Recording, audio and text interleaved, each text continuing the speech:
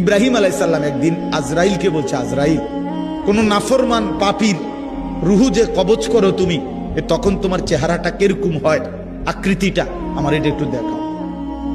হযরত ইব্রাহিম আলাইহিস সালামকে আজরাইল বলছে, আল্লাহর কসম হে নবী, আপনি সহ্য করতে পারতেন না, আপনি এটা দেখতে চাইেন না।